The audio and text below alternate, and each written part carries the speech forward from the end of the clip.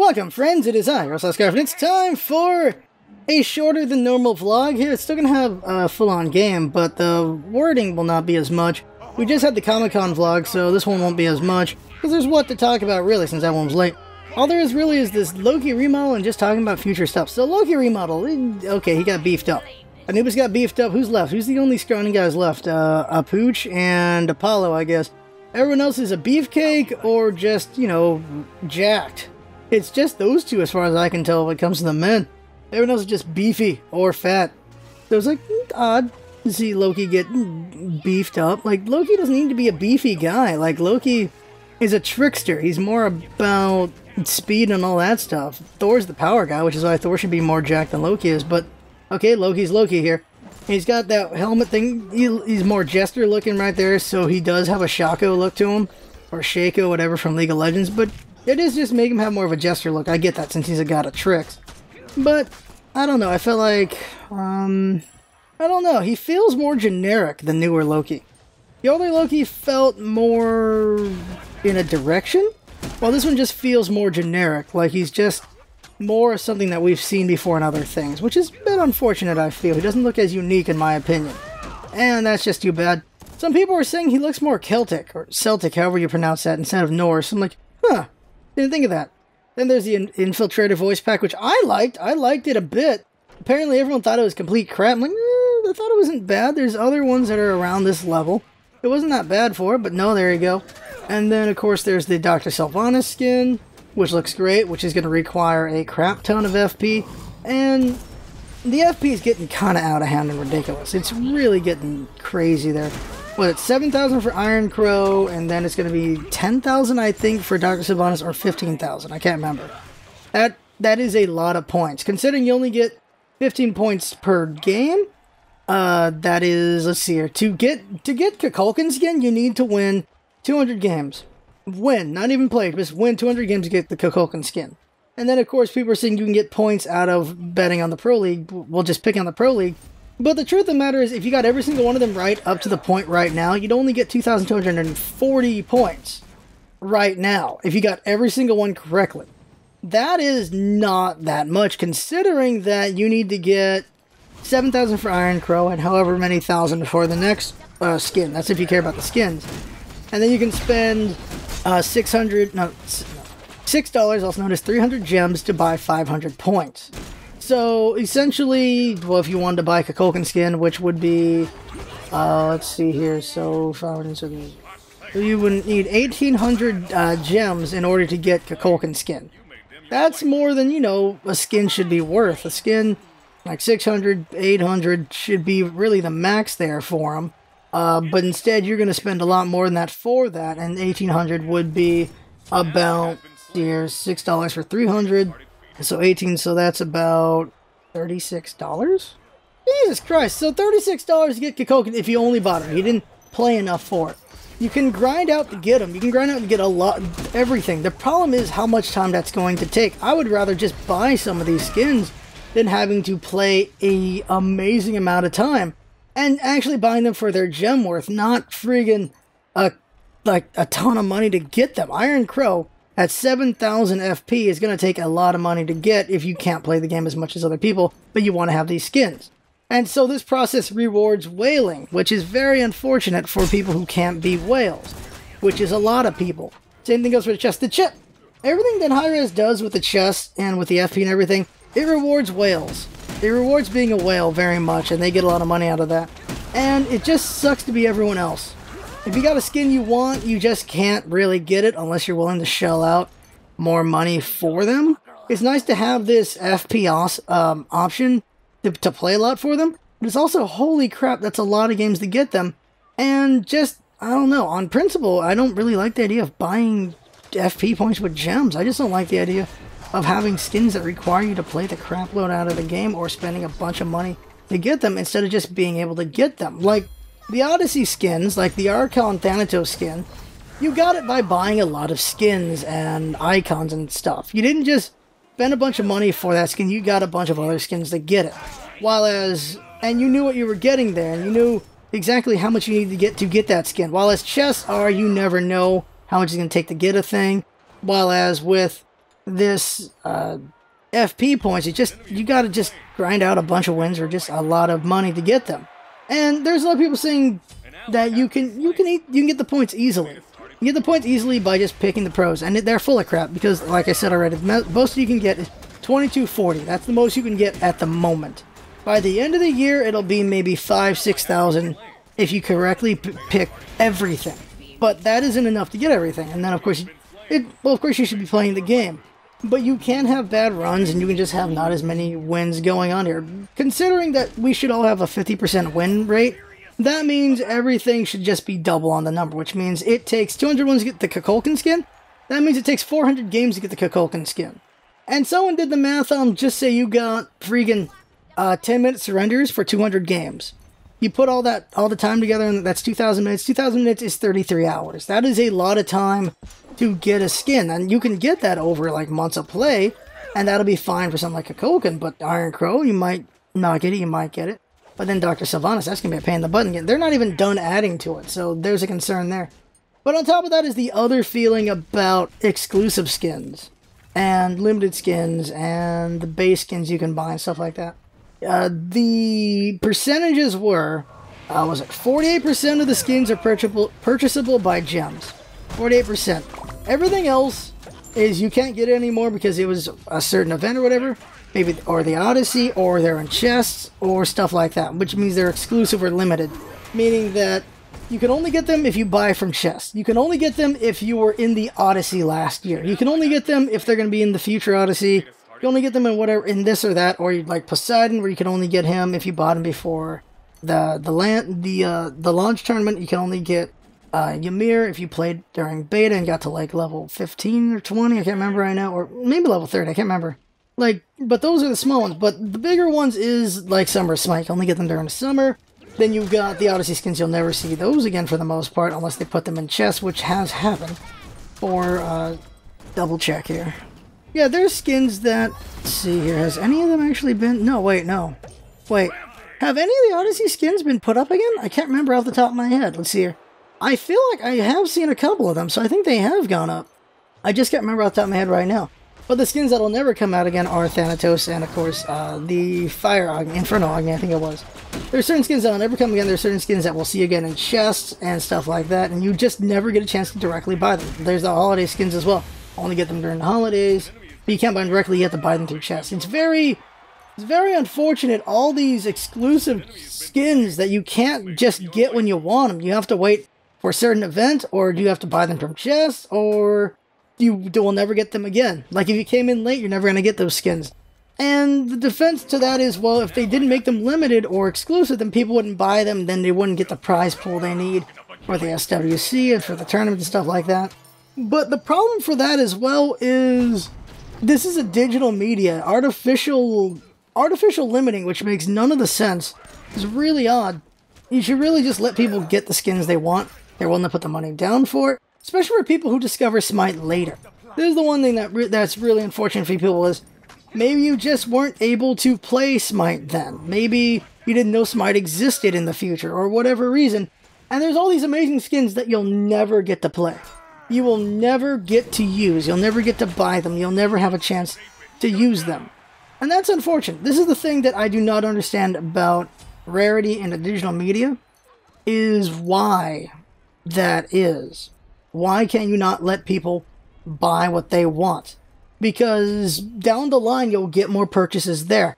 It's a long game versus the short game. Like, having all these skins available to buy at any time means a lot of them will be bought down the line by people who just weren't around for them. But by having them short term, where they're limited, they're exclusive, where you can only get them at a certain time, or you can only get them in the past, you can never get them again in the future. You get them on a bunch of money then, but how much money are you going to get later? How much money could you have gotten later on? That is, of course, the back and forth on it. And I don't know. I just don't see any reason for the rarity. There's people who take pride in having rare skins. And it means what exactly? Oh, you were just there when the skins came up. It's not like you earned these skins. You buy them. You buy skins. It's a bit... I think I like HOTS a little bit with theirs. They have specific skins that you can only get when you master a character, and they're like the tier 2 skins that Smite have. And that's, you earn those, because you can only buy them with in-game gold. You cannot buy them with real money.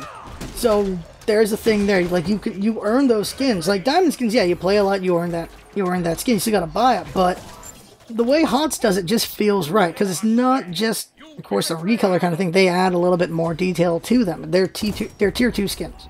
They're pretty nice. So I could take pride in those tier 2 skins in HOTS, but I see no reason to take pride in owning whatever skin in Smite. I don't take pride in having the Ymir skin. I do take pride in having the Twitch skin, though. I mean, the Cacodemon skin for Ymir, there's no real pride. I just played in beta. The Twitch skin I take pride in because I earned that. I did a lot of streaming and I earned that skin. That is something I take pride in. But any other skin, no. Like, I have Thanatos skin, I like it, but it doesn't give me pride to just, I have it. That's it. Like, skins I earned, yeah, I'll be proud of. But skins I could just buy, skins that I just bought, it's nice to have them, but I don't like that other people can't have them. I guess, like that. But I just don't like artificial rarity. I don't see any reason to take pride in that. I just don't like it, because I just want people to have what they want, to enjoy what they can have. Because it just sucks. It's like, you just can't have that, because that was a digital thing made in the past that you can't have now.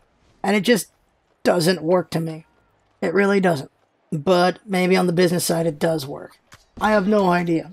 There's no real way to test it. There's no real way to test long-term versus short-term without like a time machine or some way to do scenarios like that. There's no real way to know. So it is what it is. Not happy about it, but it is what it is. I didn't mention what was in the background. It should be the 5 pirate skin game, which I did very okay with Kali. I played her wrong during the game. I do better later on, but I just played her wrong. But we play the game well because of, well, I know how Arena works, and I told them what we need to do for Arena, and then we do it, and then we win it. And we pull that out, because you just have to play smart in Arena. Arena is just too try-hard now. It is not a fun, casual game anymore. Conquest is more casual, fun now, with more IDs you can do. There's still, it's Conquest, it's still try-hard like crazy, but it's still, there's less to it. I feel like there's more fun to it, there's more to think about. While Arena is, you just have people just set up the best possible comps to win, which is just not fun anymore to me. It just isn't. I don't see any reason to do it all that often. We did it there because, like, alright, we haven't done Arena in a while, let's go ahead and do that. That's usually what I'll do. We haven't done Arena in a while, we'll do an Arena. But Arena, for the most part, is just not a mode I really care for anymore. And it has, like, 50% of my games. But I just don't care about Arena as much anymore, because I'm just getting tired of the guaranteed win comps. They're not guaranteed wins, but it's like 90% chance of winning comps.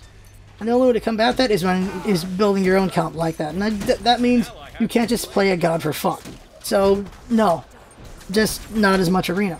Going forward, let's see here. Monday, I'm going to interview for an internship. Hopefully I get it. If I do get it, I won't be in the internship until late August.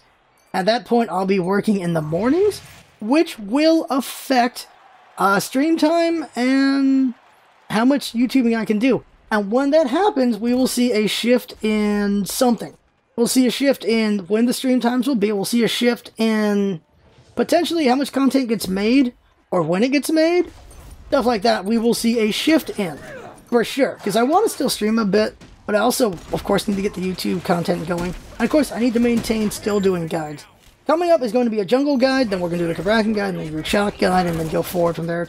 I don't know if I want to do another Changa guide. I still feel like the last Changa guide from a year ago is still relevant to Changa, besides the build portion. The build portion, of course, is probably out of date, but everything... Actually, build portion might still be fun, but I don't know if I want to do another Changa guide, because she's fine right now.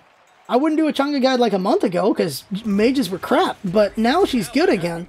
So I don't know if I need to make a guide for her, but it's going to be Kabrakan and Chunk. I think it's going to be Kabrakan solo, beginner, and then Kabrakan advanced would be jungle and support. Because I do not like Kabrakan support at all, but you can make it work if you have a good ADC. It really depends on your ADC for support with Kabrakan. Jungle, you can make it work, but take some time. He's a really good support jungler, but in the soul lane, he can be a beast. Now for Chalk, same thing. He's really good in the soul lane. You see Chalks just last there forever. Sometimes they win, sometimes they don't. In the jungle, they can do some work, but their problem is that they're just not as fast as other junglers. They can still jungle, but not as good, so I don't know. I might only say solo for Chalk. While Changa, I would say only solo, but I haven't tested out in the jungler yet, so I gotta test that out. And then after her would be Kronos. Kronos, of course, can be ADC, can also be solo and mid. I haven't tested him in jungle. I should test him in jungle at least once. And then after that will be Cupid. Cupid can do ADC. He can also do solo kind of alright because of his hearts. Not as good as an Apollo solo or a Neith solo, but he can kind of do it. He has to use his hearts though for that. And Jungle Cupid, he's got to have good ganks, but I don't know if he's got enough clear. I've won with Jungle Cupid just for fun, but I don't know if it's a recommendable thing. I don't think it is. Probably just ADC Cupid is probably all I'll mention. Although you could probably do them other places. Just saying for beginners, ADC Cupid probably is the best way to put them. But we will try to make as much content as we can. Like as always, is just what's going to happen there. And of course, probably a shift to quality. So what is going to happen is I'm going to get more busy with work, which means I have to just make really good recordings and content and stuff like that. Or not as much. And then Jinx will, with less videos to do, she can spend more time editing more on them. Which is why you see that Smite is now only 4 games a week now. Because now, with 1 game gone, Jinx has more time to put in more editing work into them. And you see that. She puts a lot more editing into the videos now than before. She's put a lot of editing before, but you're seeing it more and more and improved on. She is putting more and more into it going forward and improving on it and getting more experience, just doing more with it. And we'll see how my internship affects that. And the hope is the internship, of course, gets me a job. And when the internship gets me a job, I'll become more busy. But here's the thing. Eventually, once school's done, because, okay, by the way, with school, I figured out all my classes and stuff. I thought I was going to get 2 degrees by the end of the year. I'm going to get 3 degrees by the end of the year. Apparently, I've just been doing the right classes. I didn't notice. So I'm actually there's actually a 3rd degree I can get by the end of the school year. It's ridiculous. So I'm going to have too many degrees. And that's what happens when you're me. You know, you push as hard as you can, then you kind of get a bit ridiculous. You kind of get a little bit ridiculous with it all. So all those degrees should be good. All those degrees should get me a job. And when I have the job, I'll be really busy because of school and work. But once school is done, then it's just work. And then it's just work and streaming and the channel and all that stuff. I'll be more free, of course. And then we'll see how we evolve. And that's going to be in a year. In a year, we will see another level, another evolution. That should be huge. But on the way there, before school is done, where I'm going to have school eating some of my time, there will be an increase, of course, just in quality out of Jinx. Well, I'm going to try my best to hit it as hard as I can, more than ever during that period. But not just that, but there will be financial backing at that point from me, because I'll have a job. I can put money into our hardware, into our games, into this, into that. We can do bigger and better giveaways. We can do a lot more, because then there's going to be money from me that I can invest in. And then hopefully the money I invest in will bring up our quality so much, or just make more eyes on us so much, that more people will sub us, will follow us, will get enough to get the Twitch sub button. We'll have enough people who like us to want to support us on Patreon, and it just grows and grows and grows to the point that we can make some real, like, all the money we get from Patreon and from YouTube and everything goes back to the channel. All that money goes there. It goes into the games. It goes into giveaways. It goes into hardware. It goes into just everything.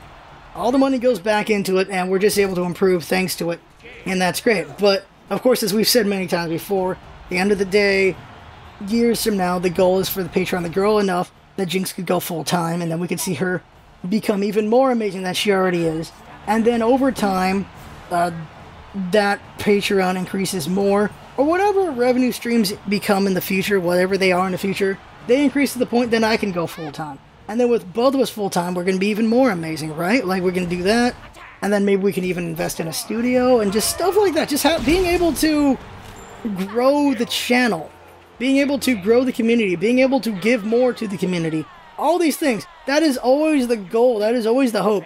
For us to just grow and evolve and become bigger and better and greater, more and more and more as we go forward. That is the goal every time, to just become more, to become the best. That is the goal. And I'll be able to just do more for it when I get my job and when school is done, because then I'll have free time again. That is down the line in the future. But till then, it is a grind. It will always be a grind, but it will be a fun grind. It has always been a fun grind, and we're just going to give it our best as always. That's just how it is. That's just who we are. I think the arena game's near done or about to be. I'm not sure. I don't remember the length of it. I think that's everything. Just talking about all that again. And yeah, that's what we're doing going forward there. I think that's everything. I probably left some things out I can't think of right now. But there you go. That is the vlog. Thank you as always to everyone for your follows, for your likes, your dislikes, your comments, for your subscriptions, for everything. Thank you for all that stuff. Thank you to the people who donate. Thank you to the people who spread the word. Thank you to people who support us in different ways. Just thank you for everything that you do towards the channel and the streams. That is very helpful. Thank you very much. And thank you to Jinx for all of her hard work. And there you go. That right there is the vlog. I had fun talking. Hope you had fun listening. That's what it's all about, isn't it? Having fun. Links coming by. And see you next time.